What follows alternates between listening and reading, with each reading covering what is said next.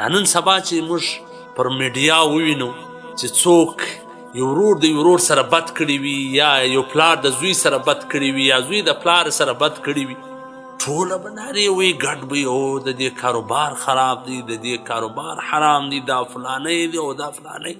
نه عزتمنو، د آدم علیه السلام یو زوی راولاړېږي بل زوی مړه کوي، یو ورور بل ورور مړه کوي. آیا د هغو کاروبار خراب؟ آیا د هغه په کور کې بېدیني وه؟ په 900 کاله کې د نوح علیه السلام زوی پر لار نه سو. آیا د نوح علیه السلام کاروبار سم نو؟ په 900 کاله کې د نوح علیه السلام کور والا پر لاره نه سوله، د لوط علیه السلام کور والا پر لاره نه سوله، د ابراهیم علیه السلام پلار پر لار نه سو. آیا دا د هغو کاروبار نه و سم؟ هغوی د تربیې کوشش نه و کړی، هغو ټول عمر د هغو د اصلاح فکر او کوشش یې کړی. زموږ ستاسې د خوږ پیغمبر صلی الله علیه وسلم اکاګان څومره محنت او خواري پیغمبر علیه السلام سره وکړه، لیکن بېلارې و، بېدینه و. الله ورته وفرمیل انک لا تهدي من احببت ولکن الله یهدي من یشاء.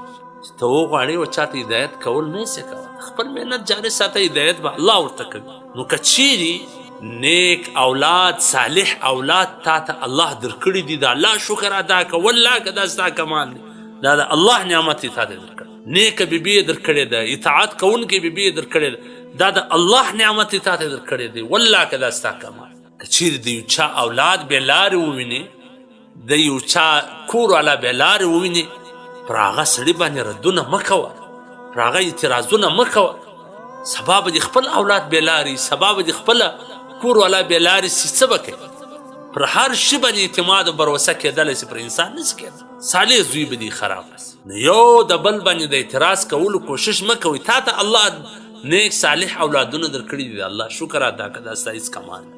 کوشش به جاري ساتو، د یو چا اولاد بېدینه وي د دینداري جوړولو کوشش به کوو، د یو چا کور والا بېدینه ده د اصلاح کوشش یې کوه، لیکن چې د اصلاح کېږي په دې کې ستا قصور خو نسته. دا د آدم علیه السلام څه دغه کیسه را روانه ده چې پلار زوی نسي پر لار کولی، خاوند ښځه نسي پر لار کولی، کوشش به جاري ساتي، زوی پلار نسي پر لار کولی، پلار زوی نسي پر لار کولی، کوشش به جاري وي.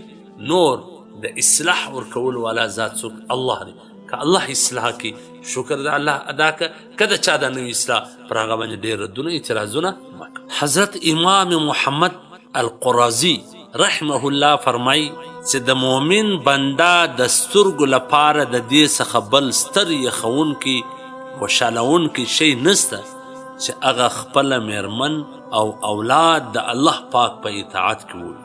قدرمنو عزتمنو، که چیرې الله تا ته نیک صالح اولاد درکړی دی یا نیکه بیبي درکړې ده، پر دې د الله شکر ادا کړه. دا ستا کمال نه دی، دا الله تا ته درکړی.